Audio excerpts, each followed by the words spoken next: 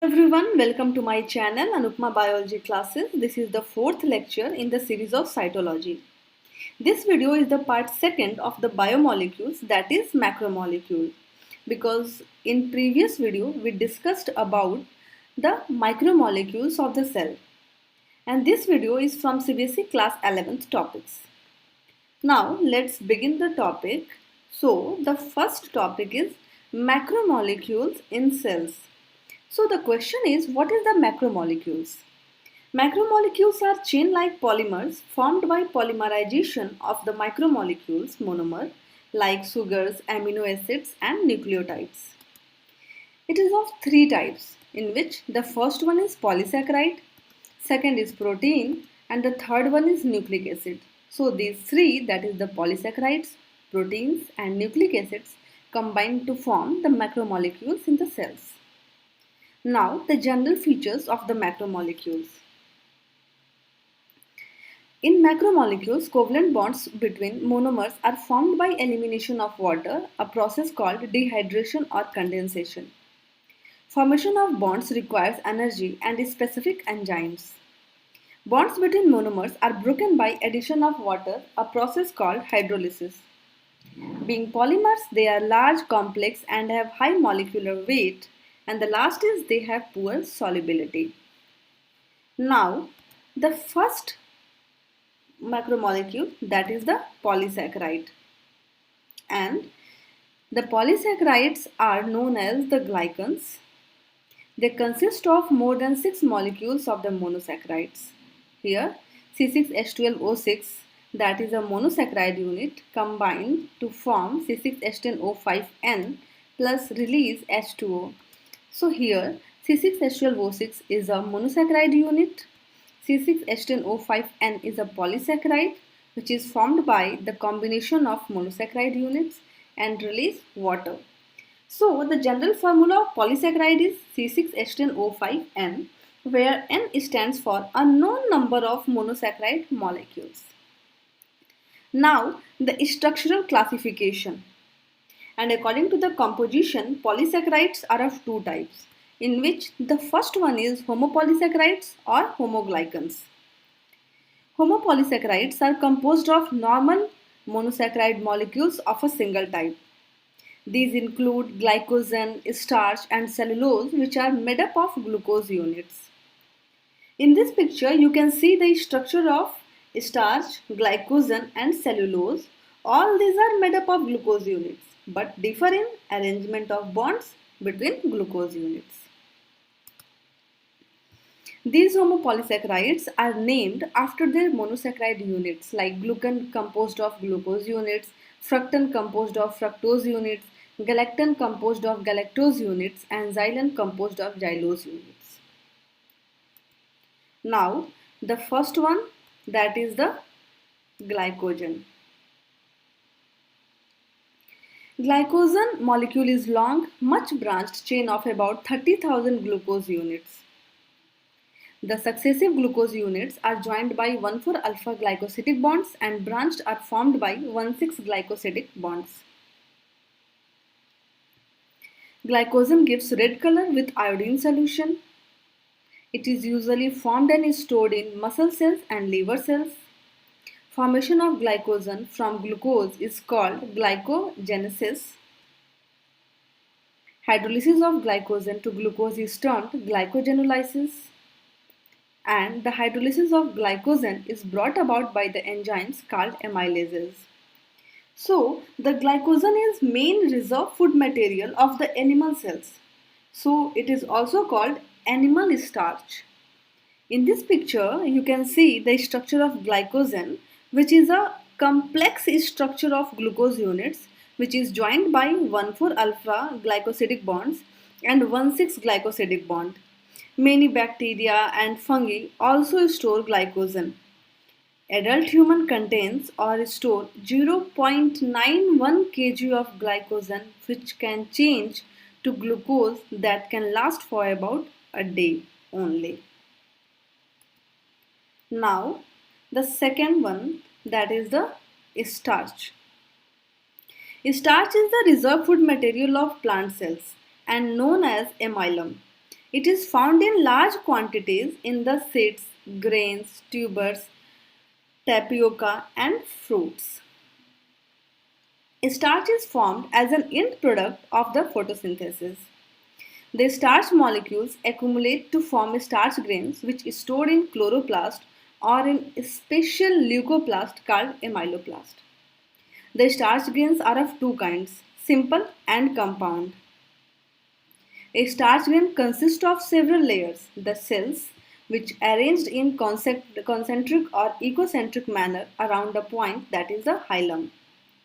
A starch gives blue color with iodine solution and hydrolyzed by amylases. A starch consists of two components, that is amylose and amylopectin. Both are, that is the amylose and amylopectin, are glucose polymers, but amylose is more soluble in water than amylopectin. Amylose are 20 to 30% of starch, the rest is amylopectin. The successive glucose units are joined by 1,4-alpha glycosidic bonds and the branches are formed by 1,6-glycosidic bonds. In this picture, the two forms of starch, that is amylopectin and amylose, both are formed by glucose units, but amylose is an unbranched while spirally coiled chain of about 2000 to 2 lakhs glucose molecules. Here, these units are joined by 1,4-alpha glycosidic bond and branches are joined by 1,6-glycosidic bond. Now, the third one, that is the cellulose. It is the most abundant compound in nature, which is the main structural polypeptide of plants. Cellulose molecule is long, unbranched chain of about 6,000 glucose units with molecular weight between 0.5 to 2.5 millions. Cellulose gives no color with iodine solution. Some animals can hydrolyze cellulose. This includes farm animals and termites. Enzyme cellulose is used for digesting cellulose, and cellulose differs from starch in having beta-glycoside linkage. This is the structure of cellulose in plant cell, especially in cell wall because it is especially abundant in wood, that is 25 to 50%, and cotton fiber where 90% of cellulose present. In this picture you can see the cellulose molecule which is long unbranched chain of about 6,000 glucose units. Here several glucose molecules has held together by the hydrogen bonds to form cellulose microfibrils which are arranged in large bundle called macrofibrils. Now the uses of cellulose. It is the main component of the cell wall. Some animals like cattle, buffaloes and termites use cellulose as food and it reserves as roughage in the human digestive system. They provide many commercially useful materials like cotton, jute, rayon, cellulose, nitrates, etc. Cellulose-rich wood is used in manufacture of furniture, sports, goods, tool handles, etc. They are used as fuel when wood is poor quality and discarded from the good utility wood. It is employed in the production of paper also. So these are the uses of cellulose. Now, in this picture, all the three important homopolysaccharides where starch has coiled and unbranched or long branched structure, while glycogen is the chain of glucose which is short and highly branched chains, and cellulose constitutes long, straight, unbranched chain forming hydrogen bonds with the adjacent chains and the molecules are insoluble in water. Now, the second is heteropolysaccharides or heteroglycans. These are composed of modified monosaccharides molecules or of more than one type of monosaccharide units. They include mucopolysaccharides, which are complexes of proteins and polysaccharides in which the polysaccharides predominate.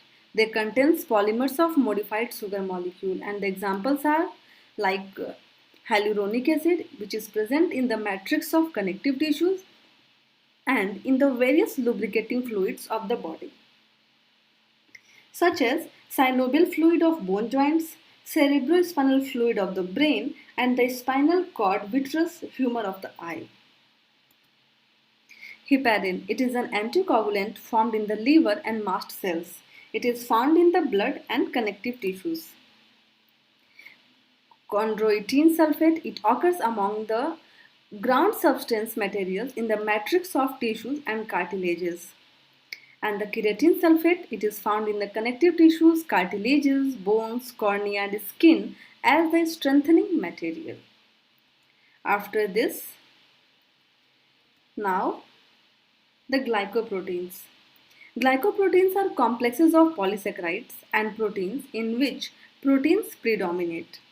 Here, glycoproteins are like blood group substances, luteinizing hormones, mucus and plant mucilages. Next, chitin. It is often called fungal cellulose. It is a nitrogen containing polysaccharide named N-acetylglucosamine.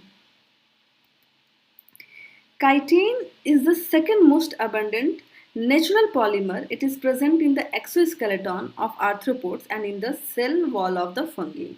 In this picture, chitin molecule present in unbranched chain manner where the monomer are joined by 1,4-beta linkage, and these molecules occur in bundles in which they are held together by the hydrogen bonds. Now, agar. It is composed of sulfated galactose monomers. It is used to solidify culture media on which bacteria are grown. Next is the peptidoglycan. It is composed of polysaccharide chains cross-linked by the short peptides with the forming predominating. It is present in the cell wall of bacteria and the blue-green algae. Next, pectin. It is composed of sugar, arabinose and galactose, the sugar acid, galacturonic acid and methanol. It occurs in the matrix of cell wall and middle lamella. Hemicellulose. It is composed of monosaccharide units, namely galactose, mannose, xylose, glucose and glucomannose.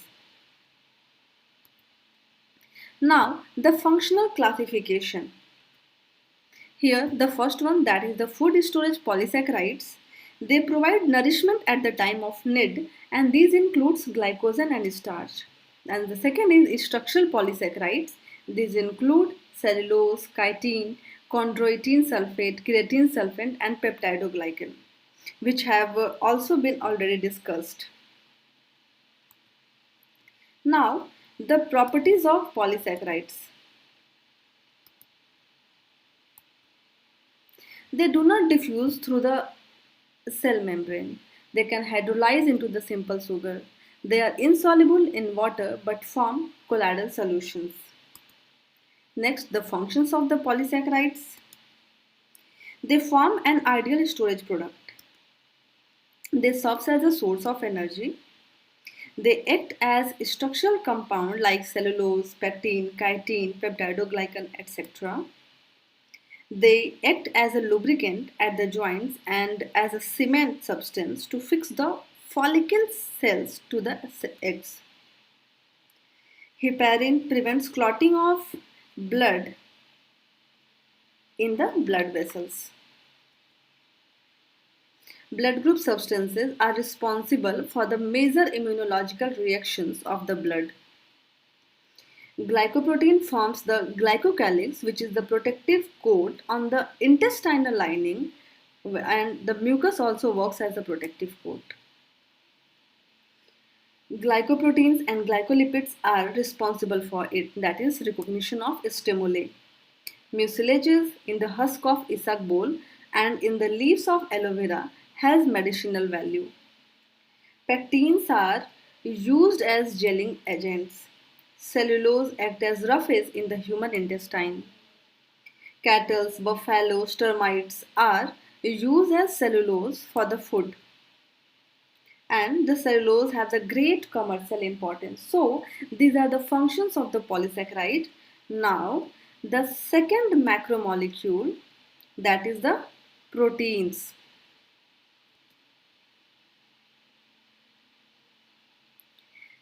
The name proteins is first chosen by Berzelius because it plays a significant role in the structure and metabolism of the cell. The protein forms about 12% of the cell contents. These are composed of carbon, hydrogen, oxygen, nitrogen and sulfur.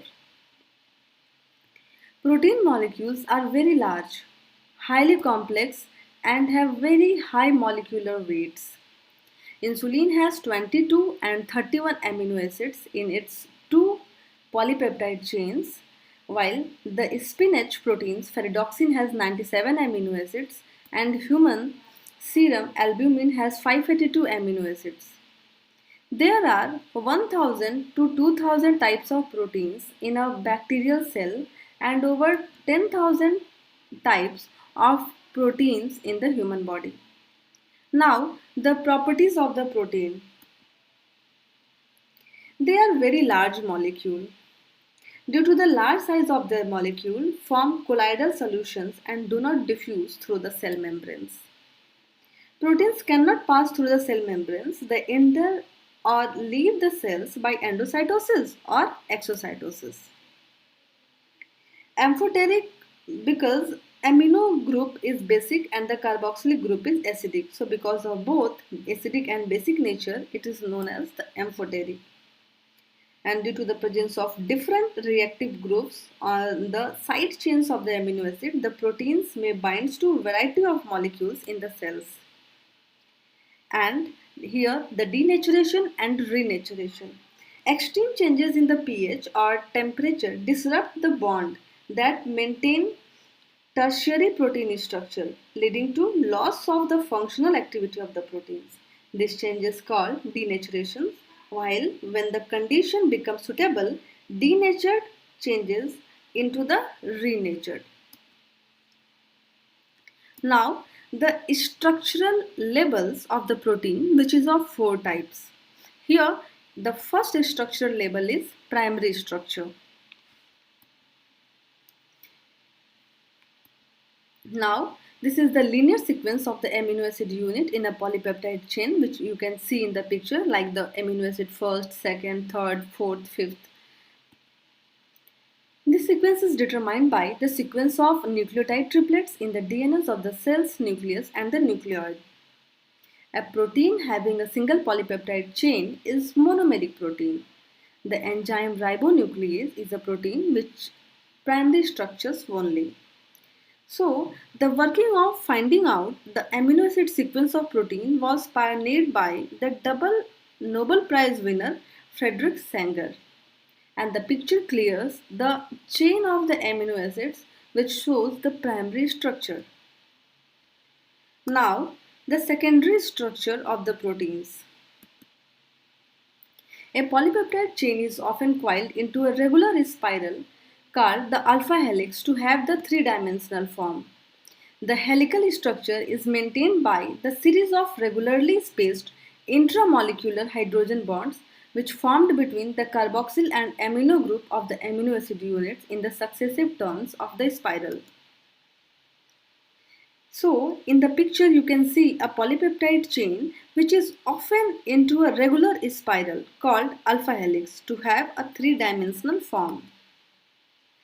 Two or more polypeptide chains may join together by the intermolecular hydrogen bonds and may bend into parallel folds to form a beta-plated sheet. The alpha helix random coil and beta-plated conformations are termed as secondary structure. Here, the amino acids are so placed that their side chains extend outwards from the spiral. The helical structure is maintained by a series of regularly spaced intramolecular hydrogen bond which is formed between the carboxyl and amino group of the amino acid units in the successive turns of the spiral. And The protein lysozyme occurs in both helical and pleated forms. So this is the secondary structure of protein, which you can see in the picture. Here you can see the alpha helix, which is the characteristic feature of the secondary structure, and presence of the beta pleated sheet. Now the tertiary structure.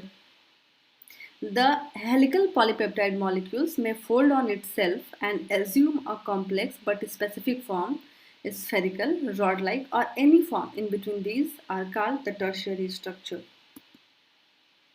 Here you can see the levels of protein structure, that is the tertiary structure, which is the folding and coiling due to interactions among the R groups and between R groups and surrounding water. The coils and folds of the polypeptide molecules are so arranged as to hide the non-polar amino acid chains inside and to expose the polar side chains. The biological activity of the protein molecules depend largely on the specific tertiary structure, and this functional form of the protein is called native state. The tertiary structure is found in globular proteins. So in this picture, this is the complete structure of the tertiary structure, where the coils and folds are so arranged as to hide the non-polar amino acid chains inside and to expose the polar side chains. So this structure is maintained by weak bonds such as hydrogen, ionic, disulfide, and hydrophilic hydrophobic bonds formed between one part of a polypeptide and another.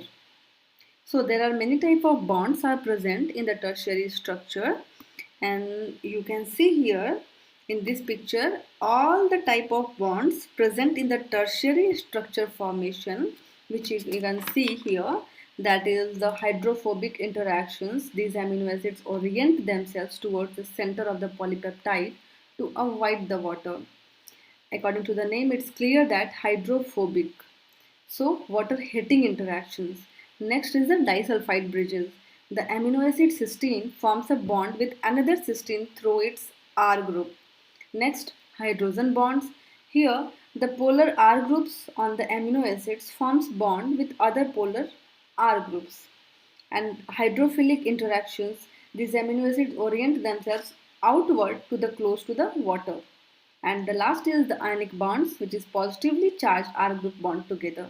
So these are the bonds which are present in the tertiary structure formation. Now the last level, that is the quaternary structure of protein. Certain proteins consist of a bundle of two or more polypeptide chains, each having appropriate primary, secondary and tertiary structures called quaternary structure. Insulin, collagen and hemoglobin has such a structure. Insulin has two polypeptide chain linked by sulfur bridge. Collagen has three helical polypeptide supercoiled to form a rope-like structure of great strength. Hemoglobin has four helical polypeptide chains, two alpha chains and two beta chains. In this picture you can see the hemoglobin structure. Here two alpha chains and two beta chains. In between, heme groups are present. Individual polypeptide chains of a quaternary proteins are called subunits, and the active protein itself is termed multimer. A protein having two or more polypeptide chains is termed oligomeric protein. Once amino acids are linked up in a proper order to form the primary structure, the subsequent structures follow automatically, which is governed by the attractive and repulsive forces within the different parts of the polypeptide. Here you can see the structural label which changes from one form to another and show some differences. Like in the first structure you can see the primary protein structure. Here the sequence of a chain of amino acids you can see, which is converted into the secondary. In secondary, beta pleated sheet and alpha helix present. Here the local foldings of the polypeptide chain into the helices or sheets. These beta pleated sheet of the secondary protein structure converted into the tertiary protein structure, which is the three-dimensional folding pattern of a protein due to side chain interactions, and here different type of bonds are present. which converted into the quaternary structure. Now, the types of protein. So, on the basis of component of molecules, it is of three types.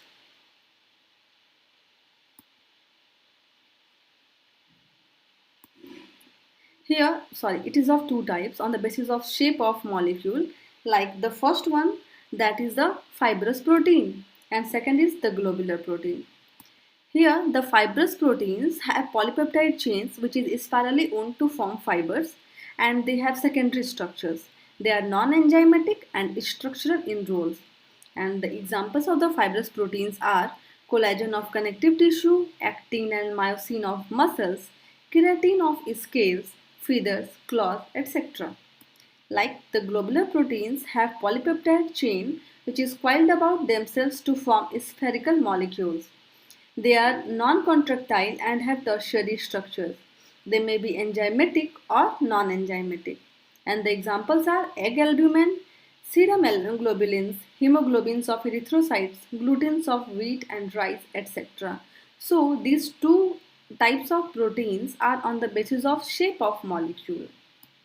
Now, on the basis of components of molecules, and it is of three types, in which the first one is simple protein, second is conjugated proteins, and third is derived proteins. So the first one, that is, they include albumin of the egg, serum and milk, globulins of eggs, serum and milk, collagens of connective tissues, keratin of hair, feathers, claws, etc., gluten of wheat and rice, histones, protamines, and coenzymes. These simple proteins are formed by amino acids only. Now, the conjugated proteins, which are composed of proteins molecules which joined to a non-protein group called prosthetic group. And these includes nucleoproteins, where the prosthetic group is nucleic acid.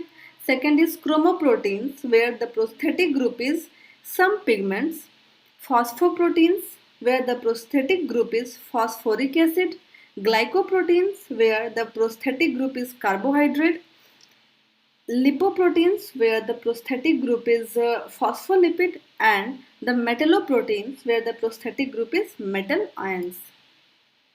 Now, third, that is the derived proteins. They are formed by the partial breakdown of natural proteins in digestion or otherwise, and they include proteases, peptones, and short peptides, which is formed in the protein digestion, and fibrin formed from fibrinogen in blood clotting. After this, the third, that is on the basis of nature of molecules, this is of two types, in which the first one is acidic proteins. These have acidic amino acids, exist as anions and behave as acids. Examples are most blood proteins. And the second is basic proteins. These are rich in basic amino acids, exist as cations and behave as bases. And the examples are histones. Now, the function of proteins.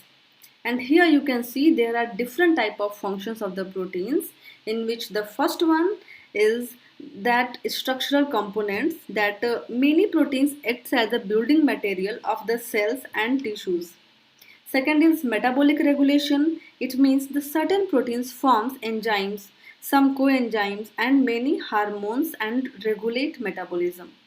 Third is fuel. They act as a fuel to supply energy. Protein also act as a transport. They serve as a physical carrier of other functionally important smaller molecules. Next, visual pigments. Rhodopsin of rod cells and iodopsin of cone cells of retina are proteins. Next is the movement. Myosin and actin makes muscle fibers contractile to bring about movement. Next, defense. Some proteins act as antibodies. Next, raw materials. Proteins break down into amino acids to provide materials to synthesize new proteins or other compounds. Next, biological buffers. They act as biological buffer against acid and bases that might harm the cells. Next, receptor molecules. The receptor molecules of the cells are proteins. Next, toxins. Snake venom is toxin, which is a type of protein. Next, support. Collagen and keratin provide rigidity and support to the tissues, organs, and body. Next, osmotic pressure. It influences the osmotic pressure, blood clotting. Next is here the thrombin and fibrinogen helps in blood clotting, which is a type of protein.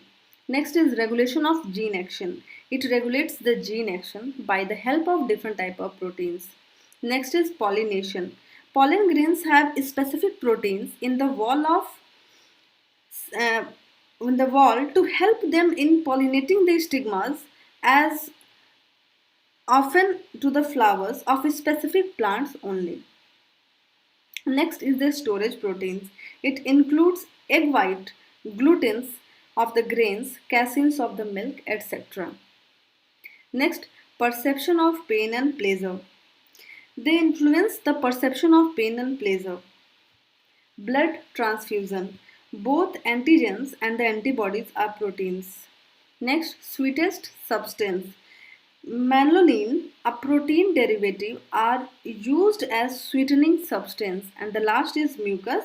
Mucus protects the delicate cellular lining of the alimentary canal from digestive enzymes and the friction with food.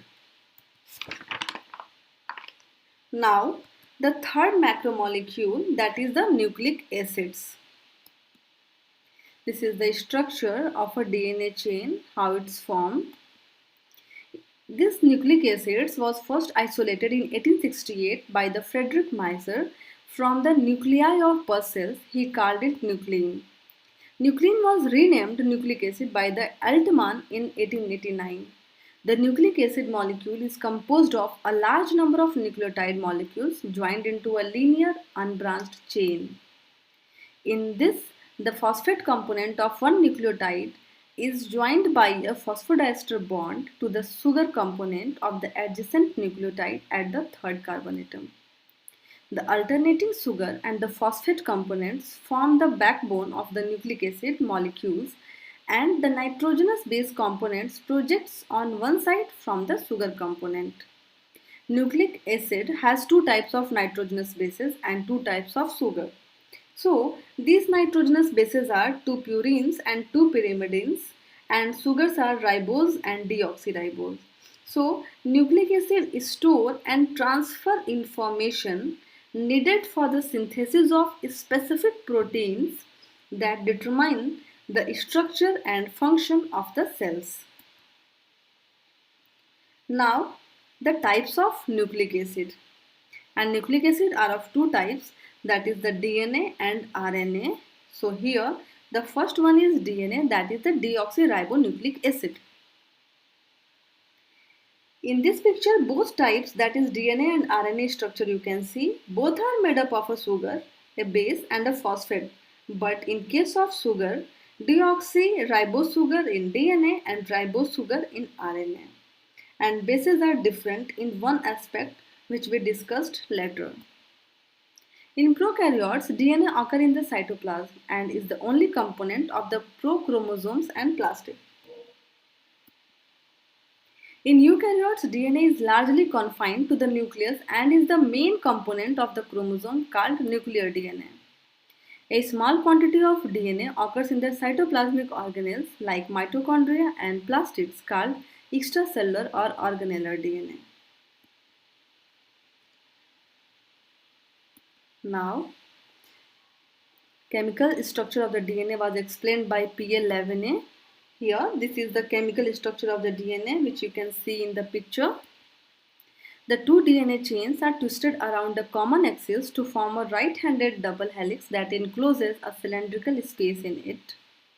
Each DNA is consists of phosphate, deoxyribose sugar and a nitrogenous base. So these three components are combined to form a nucleotide structure. And here the nitrogenous bases are A, G, T and C, that is adenine, guanine, thymine and cytosine. There are four types of DNA, that is AMP, GMP, CMP and TMP. And the full form is adenosine monophosphate, guanosine monophosphate, cytidine monophosphate and thymidine monophosphate. In each chain, phosphate component carried by the carbon atom at position 5th of the sugar in one nucleotide unit is joined by phosphodiester bond to the hydroxyl component of the carbon atom at position 3rd of the sugar in the next nucleotide unit. These 3rd, 5th phosphodiester bonds provide a considerable stiffness to the polynucleotide. Now, this is the structure. The nitrogenous base molecules are joined to the sugar molecule at the first carbon position by the glycosidic bonds and projects into the space enclosed into the helix at about 90 degree to the long axis of the helix. So here two types of bonds are formed. First one is phosphodiester bond by the phosphate and sugar, and the second is glycosidic bond between the sugar and nitrogenous bases. The nitrogen 9 of a purine and the nitrogen 1 of a pyrimidine join the first carbon of the deoxyribose sugar, and the two deoxyribose chain are held together by the hydrogen bonds between paired bases and by the van der Waals interactions between the stacked bases. In this picture you can see the DNA base pairing. Here adenine of one chain always joined with the thymine of the other chain by two hydrogen bonds, and the cytosine of one chain joined by guanine of the other chain by the three hydrogen bonds. So there are only four possible base pairs, that is AT, TA, CG and GC, which can form in case of the DNA. DNA molecules show primary, secondary and tertiary structures like a protein molecule. And the nucleotide chains show polarity. So one end of the each chain is 5th end and the other end is 3rd end.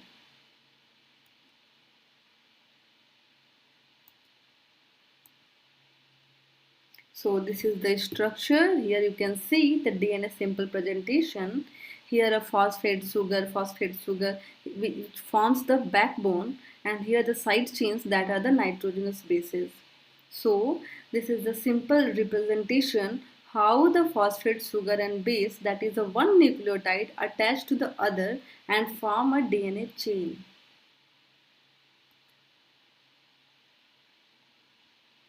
The DNA molecules are of two types, that is linear and circular. Linear DNA found in the nuclei of eukaryotic cells, and the circular DNA is found in many viruses, all prokaryotic cells and in the mitochondria and the chloroplast of the eukaryotic cells. In this picture you can see one thing.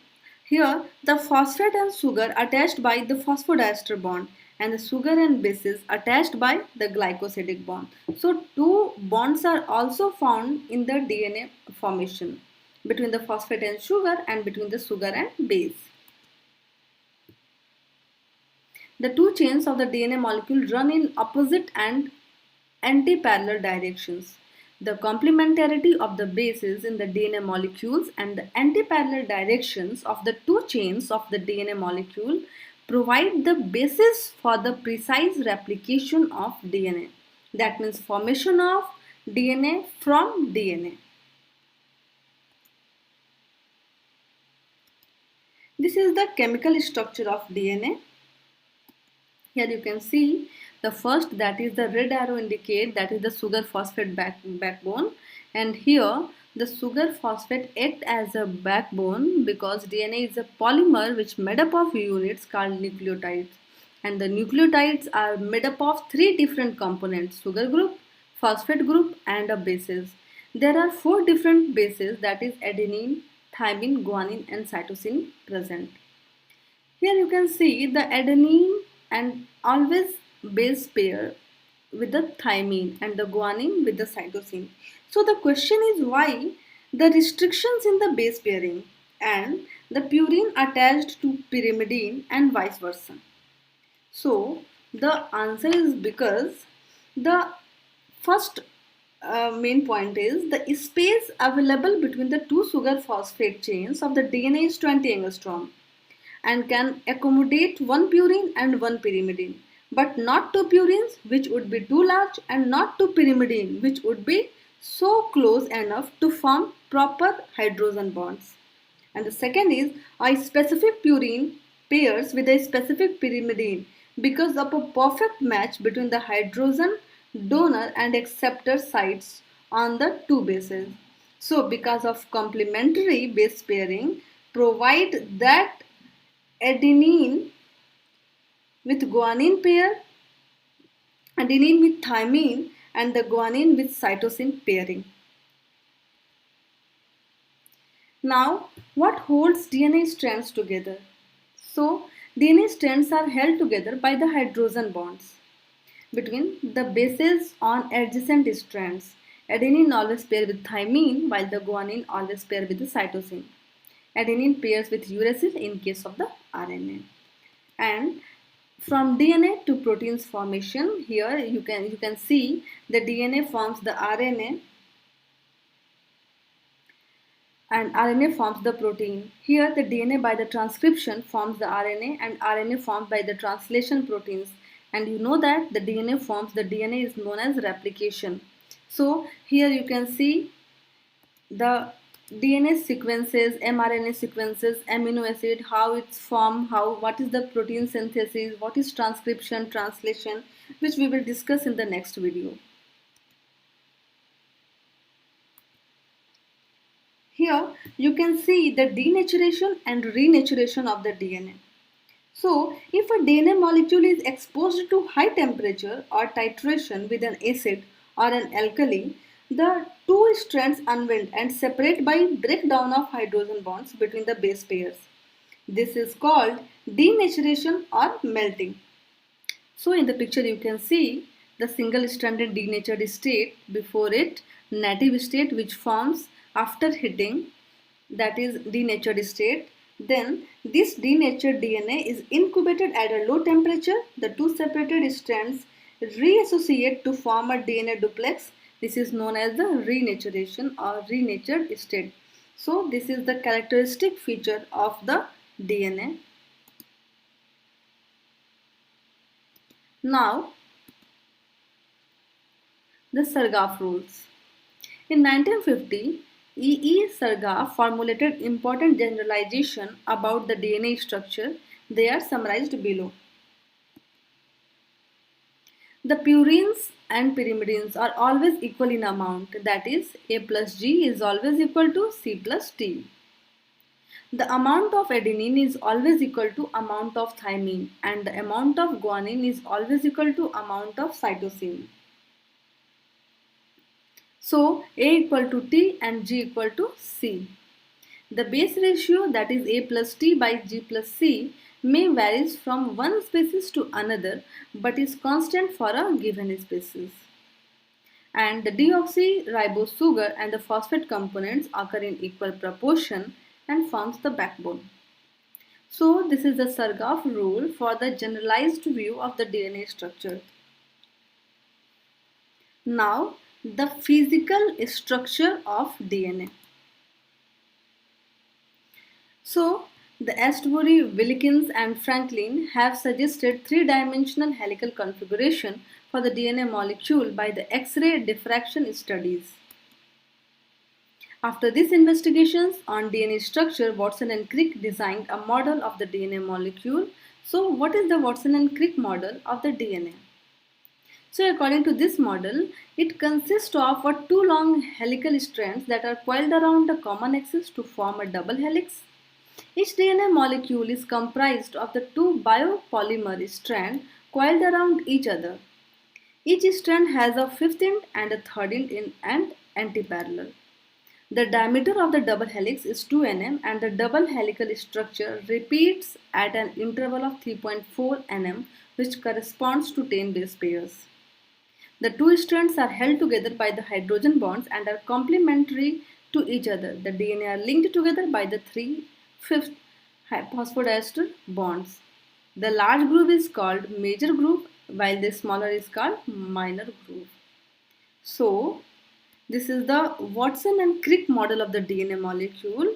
Here you can see the major groove and minor groove.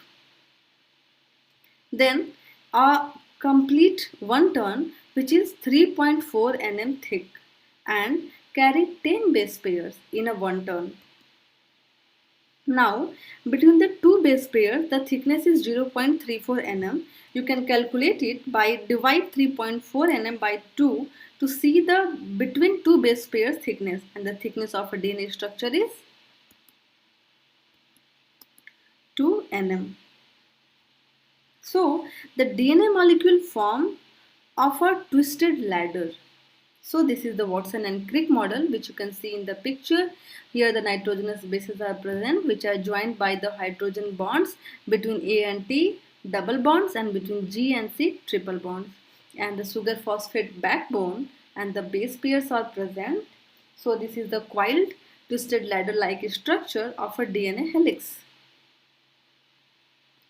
Now, the genetic code.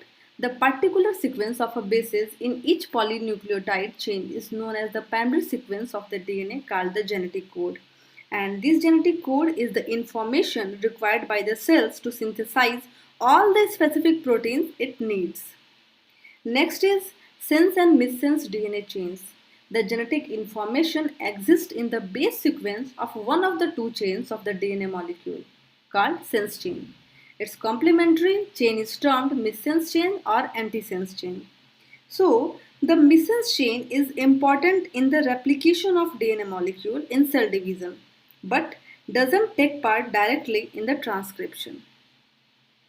Next is non-coding DNA. Greater part of the DNA in the eukaryote doesn't code for RNAs. These extra are non-coding DNA.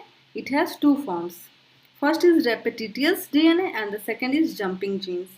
Repetitious is non-coding DNA which has many base sequences repeated several times, and the jumping genes are some repetitive DNA sequence are not found at fixed site in the DNA of the different individuals of the same species. So these are the jumping genes. So the existence of non-functional DNA indicates that the eukaryotes use only a small fraction of their total DNA. Then satellite DNA. Part of a DNA having long stretches of the repetitive bases pair is called satellite DNA.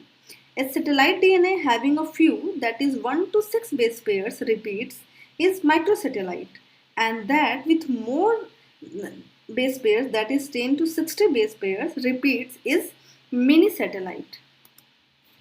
Now the palindromic DNA. Here you can see the palindrome and the mirror repeat. Palindromic, it is a part of a DNA in which the base sequence of one strand is opposite to the other strand when read from opposite directions, and the DNA regions that transcript RNA are often palindromic. So in the picture there are two patterns of DNA, that is palindromic and the mirror repeats. Palindromic we discussed now, but the mirror repeats is a common type of sequence found in the DNA in a palindrome when the inverted sequence occurs within each individual strand of the DNA. So the mirror repeats do not have complementary sequence within the base same strand and cannot form hairpin or cruciform structures. So there is a slightly differences in the palindromic and the mirror repeat sequences, which you can see in the picture. Now the functions of DNA. DNA is the genetic material that carries hereditary characters from parents to their young ones. It enables the cells to maintain, grow and divide by directing the synthesis of structural proteins. It controls metabolism in the cells by directing the formation of necessary enzymatic proteins. It produces RNA by transcription for use in the protein synthesis. It creates variety in populations by causing recombinations through crossing over. It contributes to the evolution of the organism by undergoing gene mutation. It brings about differentiation of the cells during development. It controls the postnatal development through adulthood to death by its internal clock. Thus, DNA is the very basis of the life. Now, the second, that is the ribonucleic acid. In prokaryotes, the whole of the RNA is found in the cytoplasm because there is no nucleus. While in eukaryotes, the bulk of RNA occurs in the cytoplasm and a small amount in the nucleus. RNA molecule is a single chain of ribonucleotide units. A RNA molecule consists of ribose sugar, phosphate molecule and nitrogenous bases, which is of four types, that is A, U, C and G. Here at place of thymine uracil present. So this is the structure of a RNA molecule, which you can see here, the ribose, phosphate and base present, which attach to the other nucleotide molecule and forms a fifth to third direction chain, which is known as ribonucleic acid chain.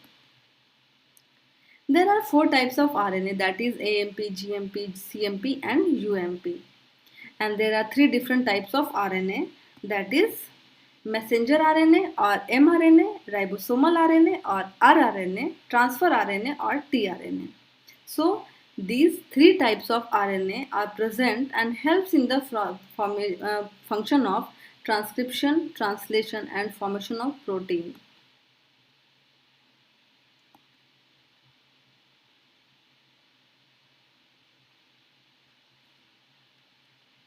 Now, in eukaryotes, RNA are formed in the nucleus and pass into the cytoplasm through nuclear pores.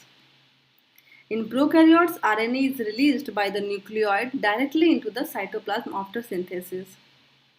In this picture, you can see the ribonucleic acid, and here there are four nitrogenous bases, that is adenine, guanine, cytosine and uracil. Here the difference from DNA is at place of thymine uracil present. In this RNA chain, the phosphate group at fifth position of a sugar molecule in one ribonucleotide is joined to the sugar molecule of the next ribonucleotide at third position by phosphodiester bond, and the nitrogenous bases molecules are joined to the sugar molecules at carbon first position of this backbone by glycosidic bonds and projects on its one side. So the first one, that is the ribosomal RNA, which is the type of RNA. In combination with the protein, it forms the large and small subunits of the ribosome. It forms about 80% of the total RNA of the cell. Protein synthesis occurs on ribosomes. Now, the second type is messenger RNA, that is mRNA. It carries messages from DNA about the sequence of particular amino acids to be joined to form a polypeptide. It forms about 5% of the total RNA of the cell. It is also called informational RNA or template RNA. In this picture, the mRNA has its fifth end a methylated cap, a small non-coding region and an initiation codon, and carries at its third end a termination codon, a small non-coding region and a poly-A tail. So, the initiation codon present on the fifth end is responsible for the starting of the process, and at the third end termination codon where the coding stops. Because of the variations in the size in mRNA population in the cell, the mRNA is often called heterogeneous nuclear RNA or hnRNA. In eukaryotes, one mRNA molecule normally specifies a single polypeptide chain called monocistronic, and in prokaryotes, one mRNA specifies more than one polypeptide called polycistronic. Now, the third type, that is the transfer RNA, that is tRNA.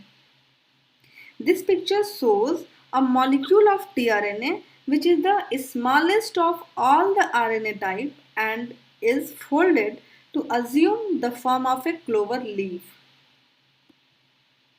It carries a specific amino acids to the messenger RNA on the ribosomes to form a polypeptide. It forms about remaining 50% of the total RNA of the cell.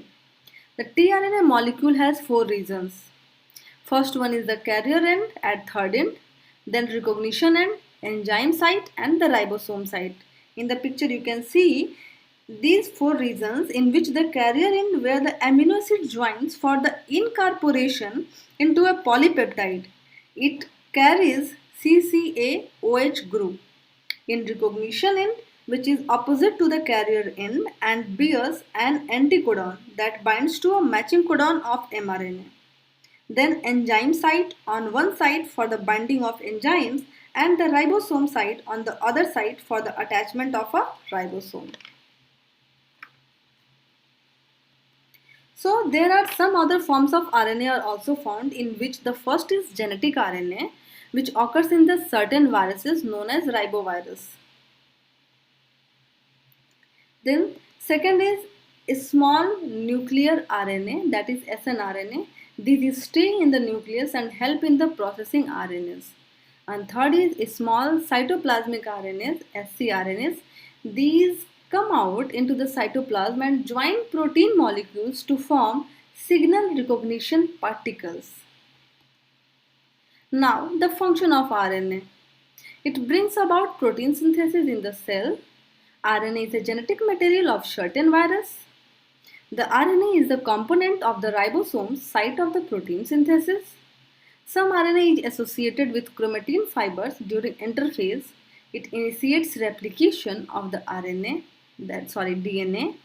RNA primer is essential for starting replication of the DNA. Folding of prokaryotic DNA into a nucleoid needs the help of RNA.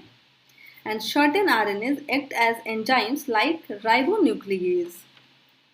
So this is the end of macromolecules of the cell. Here you know about the polysaccharides, proteins and nucleic acids. The next upcoming video will be on the enzymes. If you understand this video clearly, like and share it and subscribe to my channel Anupma Biology Classes. If you have any things to ask, please write in the comment section below. Thank you for the watching.